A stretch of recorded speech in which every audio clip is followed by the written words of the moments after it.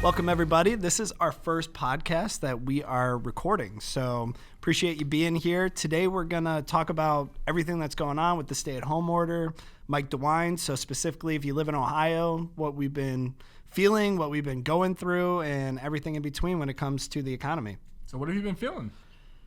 Oh, bored. I don't know. Bored out of your mind? I mean, there's not much to do, right? You know, with me, I've been able to do a few things. So coming into the office has really helped break up my day. I know my girlfriend is furloughed right now, so she's going a little bit crazy, little kind of cabin fever going on. But being able to do that, as well as I have a place up in Marblehead. So I don't know if anybody is familiar with Cedar Point, but it's the peninsula right across from Cedar Point. So go out there, go hiking, go out to the tip of the beach, and not a soul around. So definitely been good. I mean, a lot of people have been furloughed. That's a big issue right now. A lot of people are seeing. I mean, there's a lot of things going on in the economy from an unemployment standpoint that we got to keep an eye on when we're talking about finance and things like that. I mean, the thing is, we got to keep kind of an idea about what's happening in the world, as well as staying safe, while understanding that we're trying to make the best out of the situation as well. And that's kind of a hard balance that we're trying to keep right now, right? Like you said, we're trying to keep everybody safe. People are, throwing a fit about wearing masks out in the public. I mean, myself, I don't want to wear a mask out in public myself, but I'm gonna have to because it's gonna be a requirement here in Ohio. From what I heard, Mike DeWine is gonna make it a requirement to go into these essential, non-essential businesses, restaurants, bars. I mean, did you see the restaurants and bars opening? They're gonna have like a shield basically to order drinks from. I mean, can you imagine walking up to like a bar and just saying, "Hey, I want a beer"? You gotta duck underneath this screen and say, "Hey, give me a beer." Well, I mean, honestly, I don't know if I'll go if that's the case. Kind of just keep doing what I've been doing. I've been saving a ton of money. I really need to work on my budgeting because it's just outrageous. I mean, I've seen my credit card statements cut in half, even more. So with having those in place, I mean, we've seen them. You go to the grocery store, you go to the gas station, you see these screens. So I understand them, but I think the biggest thing we need to realize here is that these restaurants are going to be at maybe a 25% capacity. Maybe, if that. And with the amount of overhead they have, especially, I mean, think about Shooters on the lake in Cleveland. If you've ever been there, that place, yeah. That's a lot of overhead. So I understand it. You have this balance of kind of what we need to stay healthy, but what do we need to keep the economy healthy? And I wouldn't want to be Mike DeWine right now. I can tell you that much. And talking about Shooters, for example, a lot of these restaurants and bars, they rely on like live music to, make their business run, right? Live music and all these concerts and things probably aren't going to happen. Like these are all canceled probably until next year. Yep. Like none of these musicians want to actually go out and perform live. Well, it's not that they don't want to go out. They just can't. They can't, and they don't want to. Maybe a lot of them don't want to because maybe they're older. Maybe they're going to contract the virus. Like there's a lot of issues going on. I mean, like myself. I mean, I want to go out to eat restaurants. I like the social aspect of things. I hate just sitting indoors all the time. I like to socialize with people. I like to talk. I like to engage with people. And that social aspect, I miss so much. Every Monday and Tuesday, I used to go out and get wings every Monday and Tuesday. He's not lying, guys. I can't do that now. So, it's not the same thing as it used to be. And because of that, I can't wait to actually just go out and do something, go to a restaurant. Even if it means me social distancing from everybody, ordering underneath, a plastic screen and just kind of, sitting there and drinking a beer. I just want to talk to somebody. I want to have that social interaction again with people. But there's kind of different aspects of this. So you have that whole musical aspect, right? The people that are going to the bars, I understand your point, where maybe they don't want to be around it. They don't want to put themselves in that situation. But where I was getting at is those bigger artists. So I had Halsey tickets. Yeah. She just pretty much every big artist is canceling their 2020 tours and just either letting you get a refund or putting that ticket to 2021. So, I mean, we're seeing that more and more. In that case, I don't think they want to do that. No. They kind of have to. I mean, you think about Blossom. You're going to be on top of each other. I don't care if they draw little circles in the hill that you sit on. It's not going to happen. So those things kind of have to occur.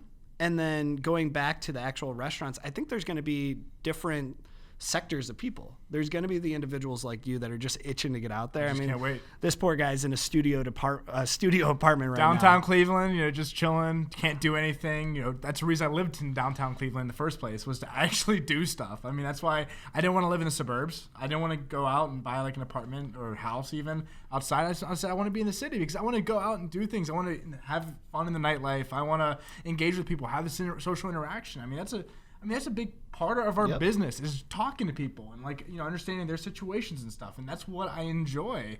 And I just miss that. And I can't wait for that, like I said, to get back into that. But talking about my studio apartment, I mean, it's totally different now living in an apartment. You're trapped. You're in a little prison cell. You're trapped, and people now are just weird. I hate to say it. They're different. Because if I'm walking down the hallway, maybe people used to say hi to you. They're doing that thing where they're stuck against the wall, shuffling. I got in the elevator like a couple of days ago, and I was just going up the elevator to get to my apartment, and the elevator stopped, the door opened, and it was just me in there, and I didn't have a mask on or anything. The guy looks into me and says, "I'll get the next one." Well, I mean, I understand it, but people are different now. Yeah, I miss the saying hi, how you doing, people? I miss that. Yeah, it's just even in an apartment building, I see it. Think about our elevators. We have a sign out there. You look at this sign and it says what's right and what's not right. So the first one, it's got a conglomerate of people and they're all on their cell phones and everything. The other one has two individuals and they're facing away from each other. So that's the proper way to ride the elevator, which is funny, but just put your backs to each other and completely don't touch me, don't touch me. Get away from me. So I get it, but on the other case, we kind of go back to this balance. So there's a lot of states that are, Texas, for example, just boom, went for it.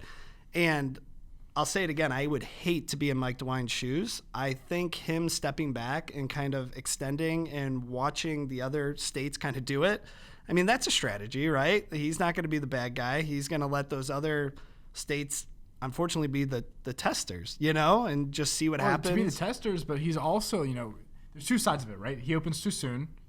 He's risking everyone getting flack to him. He's not going to be reelected because of it, maybe. That's an issue, right? Mm-hmm. Because down the road, people say, you open too soon. I don't like what you did. I'm not reelecting you as governor. Stuff like that, right? Right. It's an electable position. He's got to worry about that stuff. So let's say he opens too late. Well, then Ohio jobs completely go out and they never come back. Well, then he risks completely destroying the Ohio economy. That's a big issue. That's why all these elected politicians are really struggling right now, because they want to get reelected, but they also want to make sure that they do the right thing and keep the economy open. It's just a huge situation right now that we're seeing, and something we haven't seen before in history. So what's unemployment at right now? The numbers say 15%. I would say real unemployment is probably above 20%, and we're probably going to hit closer to 25 to 30%. And that's just, think about those numbers. It's absolutely insane. We just went from record lows to boom, right back up. So the longer we let this go, the harder that's going to get destroyed, because I have half my friends at least have been furloughed. And, if you're furloughed, that's a good terminology, because it means they want you back, right? So, and it's an even better sign if they allow you to keep your medical benefits. Yeah. So that furlough word, that's a good word. If you're being laid off, not as good. And obviously if you're fired, you're fired. So just being able to go after that unemployment, that 600, there's people that are making more than they were before this happened. And what does that do to your motivation? It de-incentivizes everything. Yeah. That's the thing. If you don't have any motivation to get back to work, if businesses can't hire back because people are making more money from unemployment benefits, that's a huge issue for small businesses. Would you want to go back? Ask yourself that question. There's been studies done already. We've seen reports that, New York's a whole different story, because obviously New York is very bad. It's sad and nasty. It's nasty, very bad, but they also cost a lot to live in New York. So a $15 an hour wage in New York's probably more like minimum wage, $8-9 here, right? That's probably the same amount that they're getting. So you hear stories in New York that these jobs or grocery stores may be hiring for $15-20 an hour, but these people don't want to go back to work because they're making more from the unemployment system than going back to work. Yep. Now, again, New York's a unique situation, but here in Ohio, it's not that far off, right? If you're making, $35,000-$40,000 a year here in Ohio, and you get the $600 on top, they're probably making more, or if not the same than they were than working. Now, the unemployment benefits last till July right now. So if they get extended, that's when we're really going to see an issue. If they don't get extended, then yeah, you only get 2-3 months of this additional benefit. Then you get knocked back down, which can give you that motivation. Yeah, exactly. So that's a thing we're seeing right now. It's really going to be interesting to see the numbers. Yeah. As they come out in a couple months to see what really happens. If people do go back to work, if we start seeing a huge issue of people not going back to work, how long is this unemployment rate going to stay the same? Right. And it's not just the employees. You got to look at the small businesses as well, because, if you missed it, we did a podcast on PPP, which is going to be the payment protection that was put into place for all of these small businesses. And we've seen a lot of things. One, the money went up like smoke, right? Anytime you give out free money, it's going to go up like smoke. So I have a good buddy who just went into the bar business with his dad, was unable to reach that. We heard the stories of the Lakers getting their hands on it, the Harvard getting their hands on it. Businesses, yeah. I mean, they have to give it back, thank God, but it just went up like crazy. So they're talking about additional, right? Right. But one thing to keep in mind, though, if these big businesses, yes, it's like interest-free. There's a lot of benefits to taking the loan. It's forgivable, right? Yeah. So it's understandable that these big businesses want to take advantage of that. Right. But what if these big businesses are actually hurting? Like, what if we always said small businesses are really going to be the ones that are affected by this, and they are. But what if large businesses are also really hurting more than we actually think?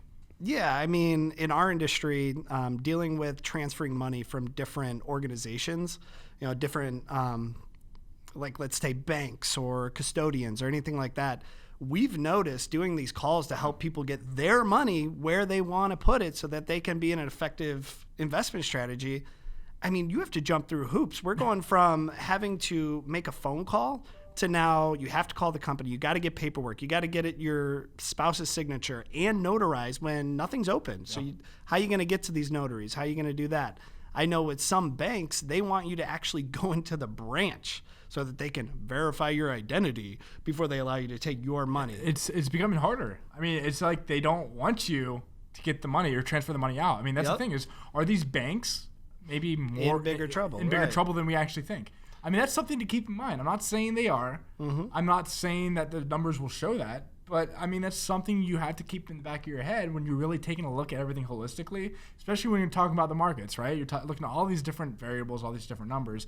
You got bulls, you got bears, you got people taking different directions on the market. I mean, the thing is the market and the economy are completely separate right now. Oh, yeah.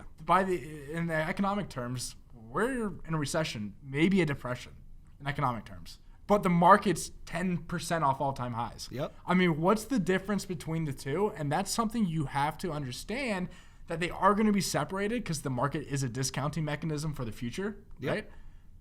There's a lot of optimism and hope right now in the markets. Is this optimism and hope going to continue? What if we see a second wave? Yep. And, that's not priced in, I don't believe, because the market just continues to go up. And that is what you need to realize is if people had this crystal ball, people like Luke and I wouldn't have jobs. Right. We'd be sitting on some beach somewhere with our $1 million house and enjoying our life and just importing whatever we need. And we'd stay away from all of this because we'd have unlimited funds because we could pick ups, we could pick downs. We'd get it right every time, right? I had a crystal ball. I'd just pick a lottery ticket. Right? Common sense right now. The global markets are pretty much shut down to an extent. They're starting to reopen slowly, but they were shut down. Why does the market go up every single day? If you were a betting man and you see all this chaos, all this bad news, you'd guess down, right? I have one answer. Fear of missing out. Exactly. People are afraid to miss out on the upside because they know the markets are irrational, especially now. Like, we all see that the markets should be going down with the economy because the economy is so bad, but it's not. So people are realizing this and like, oh, I don't want to miss out on more gains. I'm just going to buy into the market because the market only goes up. You keep on hearing it. People say the market only goes up. Yep. Like, I don't know if you guys seen that meme. Stonks go up, Stonks right? go up. So because of that, I mean, people are just buying. They're not afraid.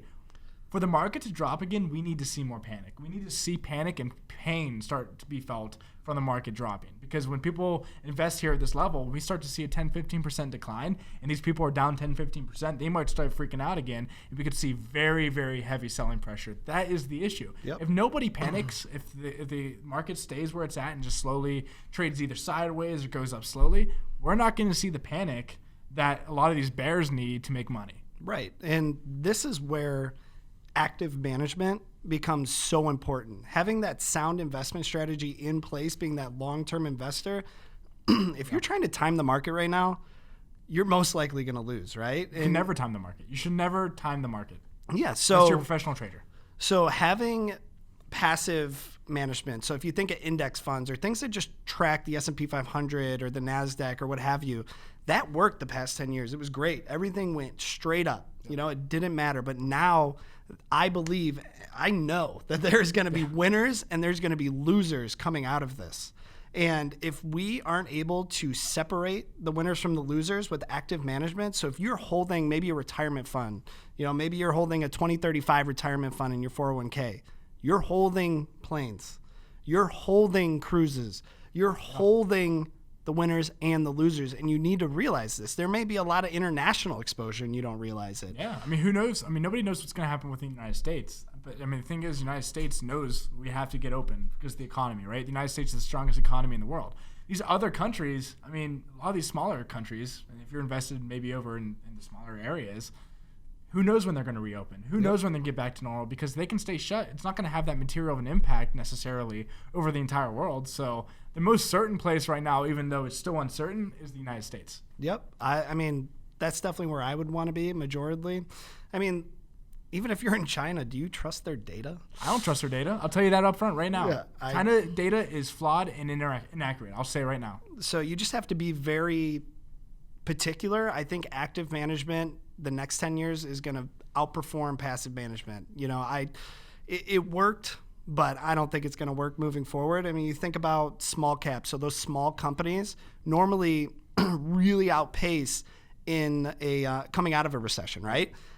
That's not going to happen for all small cap companies. So if you hold a small cap index, you own some of those that aren't going to make it. Yeah. So you have to be able to pick and choose what companies are going to be able to adapt, that are going to be able to be a part of this new world that we're living in, and which are going to be left behind. Yeah. And if you don't, you need to realize that there has to be a cosmic shift of the way you're thinking nowadays. I mean, you mentioned getting left behind. The small caps, you know, some of the ones that are going to come out stronger rather than other ones who might come out, you know, weaker or stronger. Mm-hmm. People are going to get left behind from this. I mean, it's like 08, 09. You know, the thing is, people in 08, 09, some people came out very strong out of 08, 09, and they got ahead. A lot of people didn't come out very strong. They got really hurt, and they never came back out strong ever again. That's the thing. These scenarios are where you have to look for pockets of opportunity to make sure that you do come out stronger. I mean, I hate to say, these bad scenarios that happen, you have to position yourselves to come out strong. Because if you do, you can really take advantage of it and set yourself up for a lot of success down the road. Because we only get so many of these like opportunities where the market drops, or like we just saw, if the market might not go back down. Mm-hmm. If it doesn't go back down, you just missed out on the 30% drop where you could have bought in. If you were cash, you had some cash on the sidelines. Yep. Like that's where the fear of missing out happens. But these once a decade opportunities is where you get rich. And with him saying the bottom, I remember the exact day the bottom was, because that was when I was the most scared. Yeah. I was the most fearful. We were looking at Penn stock at $3.90. Yeah, remember that? Penn's trading at $15 a share right now. And we just had no idea where we were going from here, and there was so much uncertainty. The market hates uncertainty. So I'll say it again, when there's blood in the streets, that is when you should buy. So you need to realize, like right now, when things are hopeful, I have some cash sitting on the sidelines. I don't know if I'm deploying it, you know, at least not all at once, you know. That's the thing. Cash is a position. Yep. A lot of people see cash as not a position. It's just cash. It's just sitting there doing nothing. While that's true, cash is a position in itself, and you got to think of it as a position within your portfolio. It's a strategic position. Yep. I know in our portfolios here, a lot of our big portfolios have 10% cash, which is a lot more than you see normally when you're working with an investment firm, and that is happening for a reason. They are waiting for those opportunities to deploy that cash and get that outperformance, get that alpha, as we call it in the investment community. Alpha, delivering alpha. Right. It's a good conference. I went to the conference and I worked at CNBC. It was actually a really good opportunity. But delivering alpha, I mean, that's what our job, what a part of our job is, right? Mm-hmm. Is delivering that alpha, making sure that you do get some type of benefit on your portfolio or overall your financial situation. And that comes from the financial plan and everything else that we do here. Yep. So for those who don't know what alpha is, it's outperforming the index. So everything being equal, apples compared to apples. You can't compare an apple to an orange. You can't compare a stock to a bond, right? But if you're looking at, large cap stocks compared to large cap stocks, if you have the same basket of goods, did you pick the winners and are you outperforming that index? Let's take the S&P 500, for example. So that's what alpha means, outperforming the index, picking the winners, active management. So, I appreciate all the information you're putting out here today. I think we've gotten a lot of things to think about from this moving forward. So if you have questions about maybe how you're positioned or you just the overall economy and what do we mean by it's kind of two separate things, the economy and the stock market? What does that mean? Leave a comment below. We'd be more than happy to answer those questions, interact with us, give us those ideas to talk about. I think it will bring a lot more value to these for individuals. As you can forward. see, we enjoy talking about a lot of different things. Like we just don't want to talk about just finance at all because listen, the situation, coronavirus, what we're seeing right now happen in the overall world is more than just finance. I mean, it's literally people, it's psychology, it's everything incorporated. So that's why we have to talk about things other than finance to make sure that we all fully understand what is happening and get the right information across. But let me ask you this, Joe. What are you doing this weekend? Oh God. Things are slowly starting to open up. We have some non-essential businesses that open up May 1st. Not much, but we have construction now going on. So at least some things are opened up. You still can't go to the restaurants or bars, but what are you going to do? So last weekend, I spent Saturday and Sunday kayaking because we had 70-degree weather. Now it's snowing. Now it's 34 degrees. Right. So I'm not going out, to be honest. I'm still saving money. I'm actually just accepted an offer on a house, so definitely got to start saving money. Yeah. But I'm one of those people where if there's the glass and there's the face mask as you're walking in, I don't think I'm going to enjoy that experience as much as I would. So I'm going to stick with my tight-knit group of people that have been my crew, quarantine crew. Yep. And I'm just going to enjoy this weekend as much as I can. I like to hear that. I think I'm going to go fishing. I've been fishing a while. You're going to be cold. I know I'm going to be cold. But I heard tomorrow it's going to be 48 degrees, so wear a sweatshirt, wear a jacket. I think I'll be fine. But thank you guys for listening to our first video podcast. Yep. I actually really enjoyed this. I think it was a lot of fun. Yep. And, like I said, we're looking forward to doing more of these. All right. Have a great day.